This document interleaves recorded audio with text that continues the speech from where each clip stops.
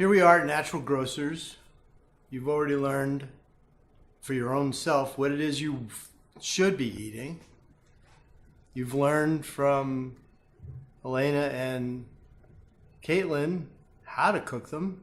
Well, now we're going to talk about which products you should be buying that are maybe different than the ones you've already heard from Caitlin and Elena. So now you'll have a plethora of opportunities. So let me introduce you to Denise Steffen, longtime friend of mine. And she is my go-to person when it comes to what things I should eat for my nutrition. I don't always follow it, I'll admit that, but now I'm going to get a better education because she's going to show us some things I've never even seen before. So Denise, tell me about these things that you think are, I know you know, are the right things that I should be eating, and everybody should try them for themselves. Yes. So just a quick background on myself. I've been gluten-free for about 15 years. And when I started going gluten-free, there were not a lot of products to choose from. And so you kind of had to do without. But over the years, because so many people have developed food sensitivities, there are a lot more products on the market. And initially, the products contained a lot of fillers and a lot of sugar. People started realizing that sugar was not good for them, and the manufacturers have now really stepped up their game and come up with a lot of products that have whole food ingredients and that are really good. When Bob interviewed Elena, they were talking about cooking whole foods and eating whole foods. We all have busy schedules and not everyone has the time to do that. So what I've done is kind of scoured the grocery store aisles to find products that have really good ingredients that taste good and are easy to prepare for people that don't want to spend the time cooking. So answer this question. Why did you decide to become gluten-free, and is it something that you felt yourself, or was it something else? I actually did an elimination diet about 15 years ago. At the time, I was a competitive cyclist and I was eating tons of bread and pasta and pizza because at the time, that's what endurance athletes ate. It was all about carbo loading, which is quite different from today. It's about the opposite. Carbs are bad today, according to most people. And so... Even the cyclists? I think they do more of the ketogenic diet. Really? Yeah. And so an elimination diet is you eliminate any foods that could cause a potential food sensitivity. So gluten, dairy, and sugar are the three main ones. So I did it, and when I eliminated gluten, I actually realized I felt much better. I didn't feel as fatigued. I didn't have like a bloated stomach. And so you eliminate these foods for a week to 10 days, and then you add them in one at a time and see how you feel. And when I added in the gluten right away, I felt tired, I felt bloated. And so I realized that I had a sensitivity to it. I do not have celiac, which is the autoimmune condition where people absolutely have to eliminate gluten and any source of gluten. But there are a lot of people who have what's called non-celiac gluten sensitivity. So they don't have the autoimmune disease, but they have a sensitivity to gluten. And that's what I have. And so then that's when I decided to eliminate gluten. Okay. So because I used to eat a lot of bread and pasta and all that stuff, I love all that food and I didn't want to do without. So I've got all my favorite products that are made with gluten-free ingredients and all whole food ingredients. So I think my first thing that I love is tortillas. And this company, Siete, makes a really great tortilla that mimics a flour tortilla, but they're made with almond flour and they're also made with cassava flour. And all whole food ingredients: water, sea salt, tapioca flour, and almond flour. What is cassava? Cassava is a root vegetable. And it's you don't often see it in the produce section, but it makes a great substitute for a gluten-free flour. Okay. It basically, you can use it in a 1-to-1 ratio in anything that you would normally use whole wheat flour in. You did an elimination diet, and so your awareness was pretty heightened because you could feel the difference. So is that something that you've been able to sharpen over time? The awareness of it, yes, definitely. I now, if I eat something, if I feel sleepy, or if my nose starts running, or a lot of symptoms that people get when they're sensitive to food, they don't normally make the connection that it's from the food they're eating. If their nose starts running, they think, oh, my allergies are really bad, but it could be what they ate for breakfast. They could be allergic to something that's in the food they ate too, right? Yeah. So it's kind of making that connection, and it all goes back to just body awareness.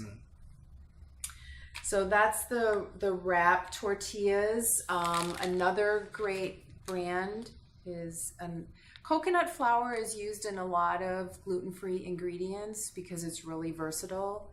And a lot of people say, oh, I don't really like coconut, but things like this, it doesn't taste like coconut. These taste just like a flour tortilla. And so along the lines with tortillas, I know, you got my interest with yes, everyone wants bread. And like, as I was saying, initially when the gluten-free breads came out, they were loaded with sugar and the high fructose corn syrup and just a lot of fillers. And this brand, Happy Campers, just recently came out this year, and really good all whole food ingredients, and it tastes really good. They make a bun that you can use for burgers, and they've got the raisin bread, and then they have just a regular sandwich bread. And it's in the freezer section. All the breads are in freezer? All the gluten-free breads are in the freezer section. So I can make toast in the morning Yep. with this, and Yep. that could be part of my breakfast. Yep. Banana. Put your nut butter on it. Banana, and then this, and good to go. Yeah. Yeah. Breakfast is a challenge. I know. Breakfast Really is a challenge for a lot of people. I don't like eggs. Yeah. As a general rule, I mean, I'll eat them, but I don't like a steady diet. Yeah.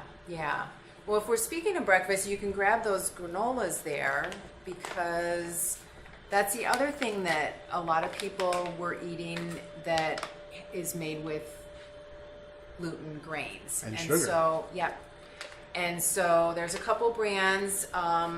These are great with yogurt. This is has a little bit of a sweeter taste to it. Give us the brand name. Paleonola. It's a fairly new product, but it's nuts and different seeds. And so it's got almonds, pecans, pepitas, walnuts, coconut oil, flaxseed, cranberries. So it tastes really good with yogurt. It's a good one. You can't use dairy, but so you wouldn't. Right. How would you? Coconut milk yogurt. Coconut milk Yes. yogurt and that. Yeah.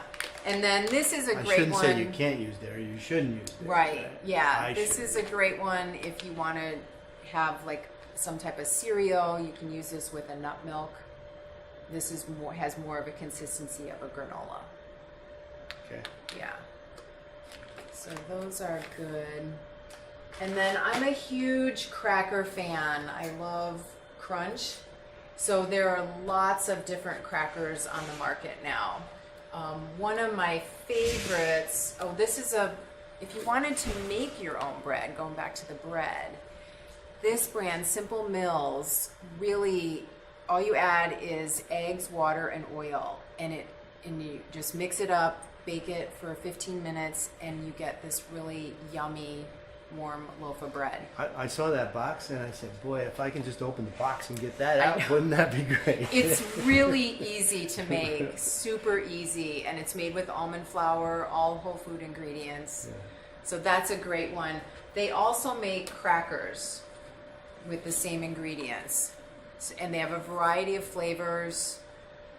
and they're really good. I like this brand a lot. And that one, you can open the box and eat. Yes, Okay. you can open the box and eat them. Yeah, all these crackers. I'm already deciding which ones I'm buying to I take home know. with me. Jill's is a great one.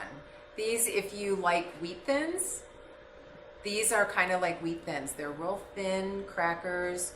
They have a great crunch to them. They have all different flavors, a Mediterranean. This one's a Tuscan flavored one. This is a raw food sprouted cracker. It's sprouted and dehydrated. And what's great about that is that it maintains all of the nutrients in it. So it's not baked or cooked or anything like that. And so this brand, this one, and this one are all sprouted and dehydrated. So they're really great crackers. These two you need to order online. At this point, no grocery stores carry them. How'd you get those? Oh, you brought those yourself. Yep. Ah. Yep. Yeah. How did you discover those? I actually found, this is a small little company in California, and I found them in California. They're sold in the Whole Foods. And it's a great company. I actually sometimes call the store to order them, and Lydia, there is an actual Lydia, she answers the phone. And so she has she makes a granola as well as the crackers, and you can buy just separate sprouted nuts. And then Chocolatry is actually a restaurant in Sedona, and it is one of my favorite restaurants. And so that's how I discovered these. So they sell, sometimes you can find their products at Whole Foods, but not a lot of them. Okay, well, moving down the line, Yes. we kind of covered all that. So we got that. So now we're getting to now we're getting to veggie burgers. So again, it's a real easy meal for someone to put together. I like to cook these up. You just throw them in a skillet and cook them, and I'll wrap them in a tortilla and make like a little veggie wrap. Super easy. Again, all whole food ingredients: brown rice, sunflower seeds, carrots, chives, and sea salt. We all love pasta, so they're actually making gluten-free pastas out of different beans. Lentil is a very popular one, and it cooks up just like regular pasta. Again, it's just, this one has the lentils, or the black beans, and that's it. Just black beans in this one. This actually is one of my favorites. This is from Trader Joe's, and I think it cooks up the best out of all the gluten-free pastas. Sometimes with the gluten-free pastas, they can be a little gummy, and this one actually cooks up really nice. Really easy too. And then chips. Everybody loves chips, and so a lot of the chips are already gluten-free because they're made with corn, but there's a lot of chips now that are made with whole food ingredients. So different types of potatoes, sweet potatoes. These ones are the same as the tortillas. They're made with cassava and coconut flour. And then there's a root vegetable. So they'll have a combination of carrots, beets, sweet potatoes, taro root. So you're getting a little more nutrition than you would with just a corn chip. So I think it's time we had one, don't you? Would you like one? I will have one, yes.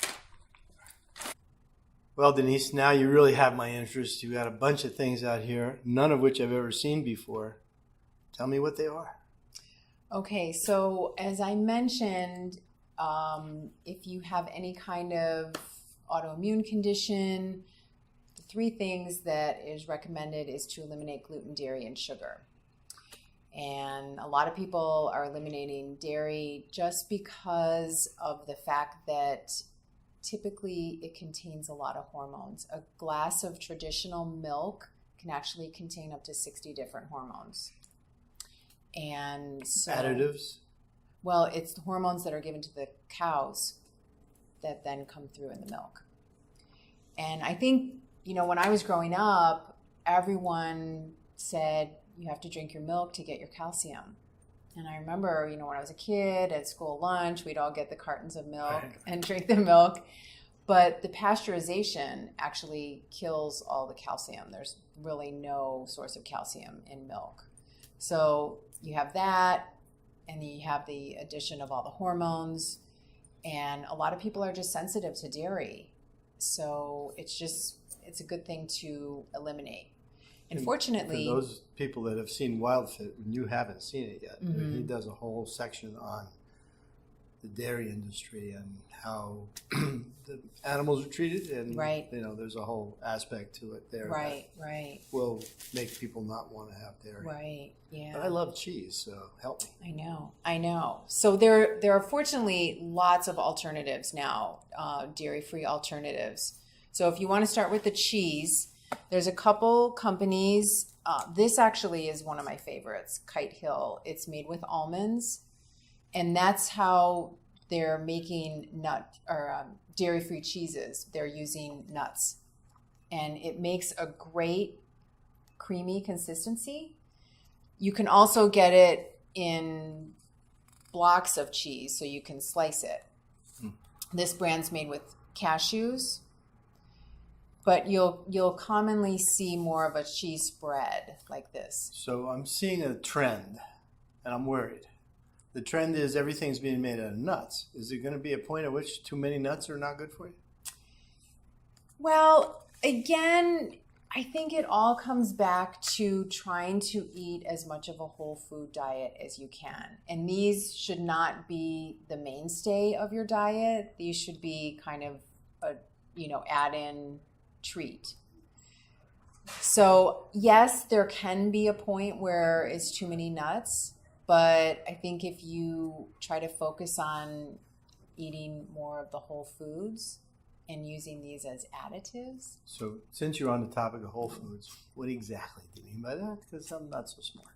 Okay, so when I talk about whole foods, I mean actually getting a whole potato or a whole stalk of broccoli. I was going to think of broccoli when you or cauliflower, things like that. Vegetables, basically. Vegetables and fresh fruits. Vegetable Yep. and fresh Yeah, fruits. and your greens and all that. And so these is there would any be other type of whole food that isn't a fresh vegetable or a fresh fruit? Well, your meats and fish and nuts, seeds, beans. So those are okay. Yeah, right. yeah. So I'm a nutaholic, so Yeah. yeah. So you're in good company. Yeah. So those are the cheeses. When we talk about different dairy-free milks, again, a lot of them have a nut base. This is actually a new brand because one of the things you have to be careful of with dairy-free alternatives is a ingredient called carrageenan. And when they first started coming out with dairy-free products, they all had carrageenan, and what that is, it's a thickener. So it was giving the nut milk and the cheeses and the yogurts a thicker texture, a thicker, creamier texture. But it's actually can be very upsetting to some people in the digestive tract. Peas? Peas. It's not green. It's actually white. And Does what's it great? taste like peas? No, it tastes like milk. Get But out. what's great about this is it has 8 grams of protein in it, in a cup. Whereas these other, You drink coffee? no. Oh. Yeah, these other dairy-free milks have maybe 1 or 2 grams of protein. The protein's good. Yeah, and protein's good. But these all are free of carrageenan, and I'm seeing that a lot more now. The manufacturers are recognizing that they need to really step up their game with the ingredients that they put in their products. Okay, so if you like coffee and you want to put milk in your coffee, which of these 3 would you recommend that would be the most consistent with real milk? Well, these companies, the Ripple and Malk, actually make a creamer. Creamer. Yes, that's a little thicker. Okay. Yeah, but I would go with this. The other great thing about Malk is its only ingredient is sprouted almonds. So again, that topic of sprouting comes up. So it's And it tastes like milk. It does. Really? This makes it very creamy. Like if you use a I'm smoothie. just curious. How the hell did they do it? Yeah, I really like that one a lot. Wow. Okay. The other thing, if you want to make your own nut milk, it's the meat out of a coconut and it's frozen. And so all you would do is add water to this in your blender and you can make coconut milk. Yeah, so that's a good one. So none of these have preservatives, right? No. So what's the shelf life? I'm sure they all have an expiration date. So this one is January of 19. So about a month if it's refrigerated. This is frozen. So that can be good for however long. We're filming this on December the 16th. So Yeah. short shelf life. Yogurt. That's a big one for a lot of people. When they give up dairy, they want to have their yogurt. And so this brand, So Delicious, is one of my favorites. It looks more like ice cream. That's ice cream. Oh, okay. Yeah. Again, the So Delicious brand. But this has really great ingredients, no carrageenan, and I think, they have an unsweetened vanilla. Because one thing with yogurt is they add a lot of sugar to it, especially the dairy-free. So these has no sugar in it. This is actually a new brand, Koyo. It is thicker. It almost has the consistency of sour cream. So if people like a thicker yogurt, you can actually mix these two and make a really nice creamy yogurt. This has just a natural sweetness to it. It doesn't have any sugar added to it. Because it's made out of coconuts. Mm-hmm. And then this is one that's made out of almonds. Kite Hill is a brand. A lot of people really like that. And then for butter, this is my favorite. So ghee is clarified butter. So clarified butter it's butter that's heated and all the milk solids are taken out. And so it's lactose free, dairy free, and it has the consistency of butter. It tastes just like butter. I don't even refrigerate mine. I just keep it on the shelf. Very French. And yes. Very French. Yes. So I think I'm going to talk about coconut butter too, but that I also talk about that as a sweetener. But coconut butter can be used as if you want to have something that you would normally put butter on. This has a little bit more sweetness to it, but the consistency of a nut butter. Artisana Organics, raw coconut butter. Yeah. And so how do you use this? Not like real butter. You can. It's spreadable. What's it taste like? It's sweet. It's sweeter. Yeah. The thing about sugar, some people say absolutely eliminate it, even whole food sources of sugar. So whole like fruit? Yeah. Wow. That's going overboard, I'd say. Yeah. And whole food sources of sugar are honey and maple syrup and molasses. Then there's the other people that say if you are going to use a sweetener, use something like this. It's still going to you'll still get some nutrition from it. There is, again, we're going back to like the coconut, but there are products now that are made with a coconut nectar, which has a low glycemic effect on the body. Whereas things like honey and maple syrup and just regular white sugar has a high glycemic, which means it just spikes your blood glucose as soon as you eat it. So if you're going to choose something to sweeten with, this coconut nectar wouldn't be a bad choice. Right. So coconut nectar mimics maple syrup in its consistency. And then there's coconut palm sugar, which mimics brown sugar. So both of these have a lower glycemic load. But these are sugars. They are sugars. Yes. Yeah, they're considered natural sugars. Right. Lucuma is one of my favorites. This is actually a fruit, and it has basically no glycemic index. It doesn't have a sweet taste to it. It's a powder that you can add to baked goods. I actually use this when I make my chocolates instead of using like a maple syrup or a honey. I think it's hard to describe it does have a little bit of a sweetness, but not like this at all. And like with my chocolates, it kind of cuts the bitterness of the chocolate. And so I really like that a lot. The other things, we've all heard of stevia, may not have heard of monk fruit, which is actually a fruit from Asia. These are no glycemic effect at all. They're plant-based.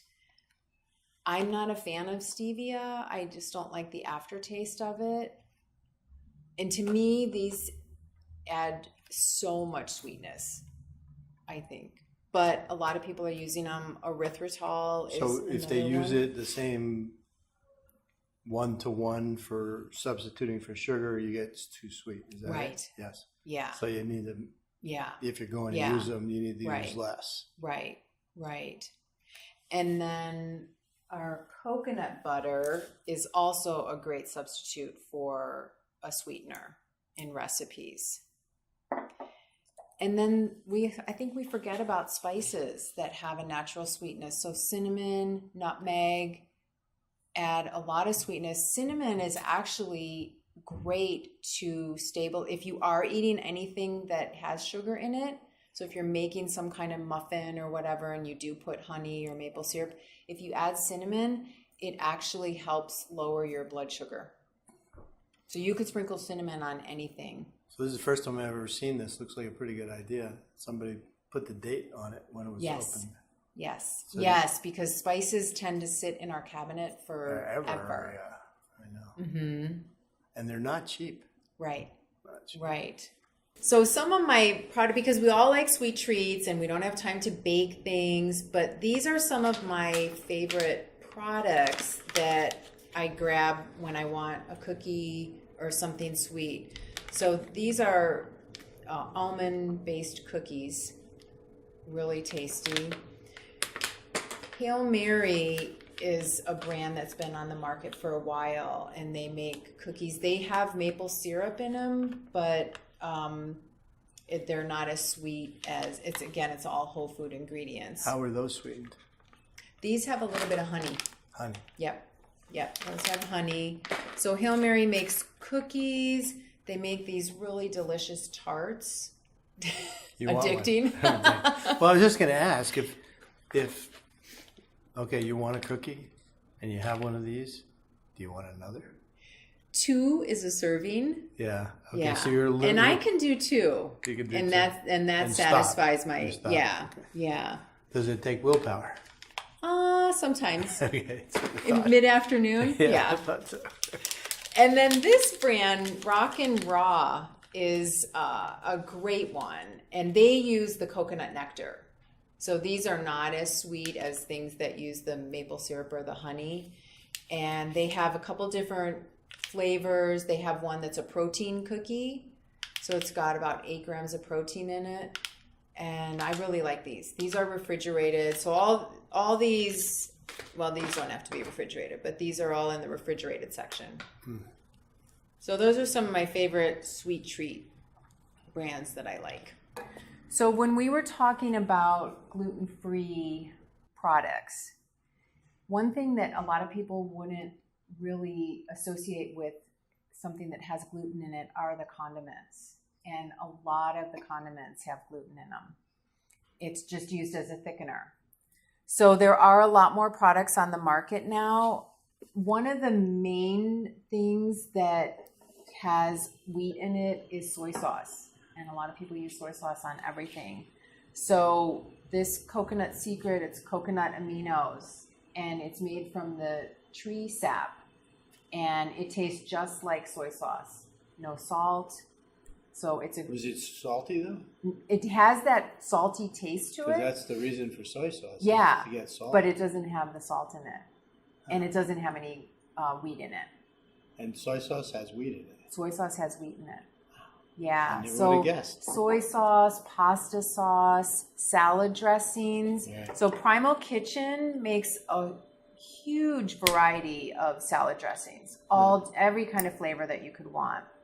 And things like mustard and ketchup all have wheat in them as a thickener. So Annie's makes a great line of condiments. And you basically, the thing about all of this is just read the labels. I think that's the biggest. Okay, so I've been reading labels for sugar. Mm-hmm. Wheat, not so much. I never Right. even thought about wheat. Yeah. So these don't have wheat in them, so you Right. can't show me what it says. What does it say? Wheat? What does Mhm. it say? Yeah. Really? It'll say flour, wheat flour. Okay, so now I'm going to ask you the hardest question you'll ever get. Okay, which is if you go back to when you were a cyclist and you ate what was the prescribed eating then, that was 15 years ago. How many new things have come around that have changed what you eat, and where's it going? What is the next theory? What is the next wave? Or do you think this is just we now know what to eat and the products are going to follow? Well, I'm still a cyclist and I still eat all of the same foods that I used to eat, but they have better ingredients. And I think that's where the trend is going, Right.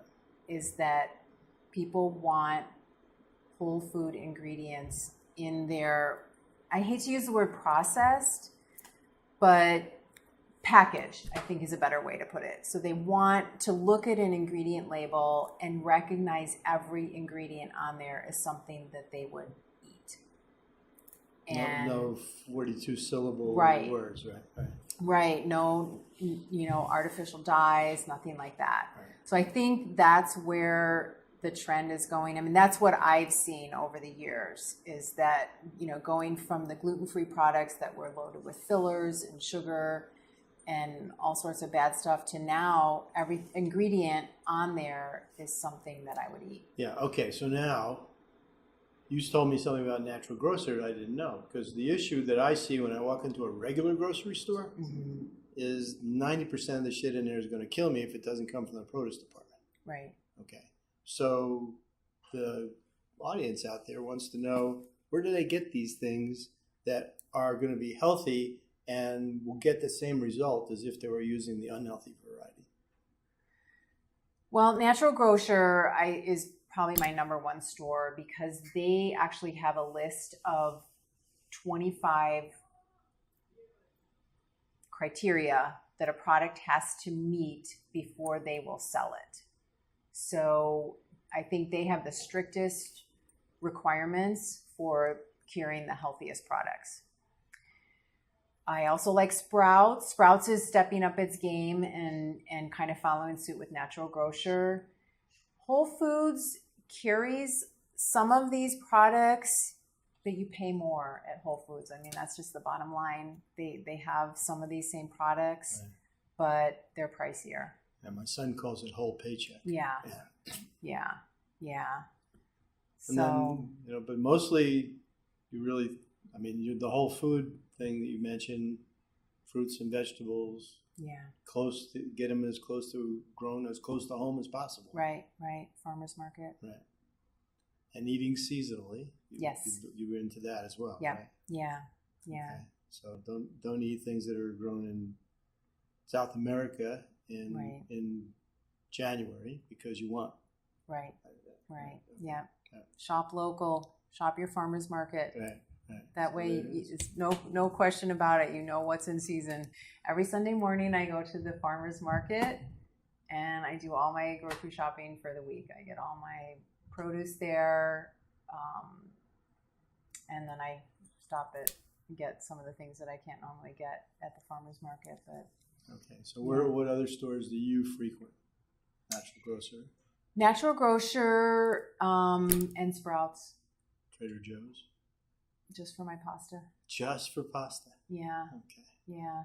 Reminds me of a story. I met this girl years ago, and when I first moved to San Francisco, and we went to a restaurant. She said, "Well, you have this at this restaurant." I said, "So every restaurant has the dish that you go for, and you go to different restaurants to get the different dish?" Yeah. Essentially, that's what you're doing with your food. I know, but I find most everything here at Natural Grocer, and their produce is all 100% organic. Whereas in the other grocery stores, they have a mixture, and you have to kind of find the organic. Here, there's no question about it. Everything in their produce section is organic. Okay. So the rule of thumb is you have to find one-stop shopping. Natural Grocer is it. Yeah. How's the produce here? It's good. Yeah. It's good. You said the celery is the best. Celery's the cheapest in town. It's not the best, just the cheapest. It is the best. Okay. Yeah. And the best price. All right. Anything you want to sum up with? I don't think so. Okay. Well, so she's the shopping maven. We've given you everything that you could possibly need now to be able to live a healthy life that maximizes your fitness. So we're going to teach you how to move. We're going to teach you which foods you should stay away from, but these are the decisions you're going to make. We're going to give you recipes and how to go about cooking that will allow you to sustain your lifestyle. And now we have the products and the places to shop for. Follow along, get healthy,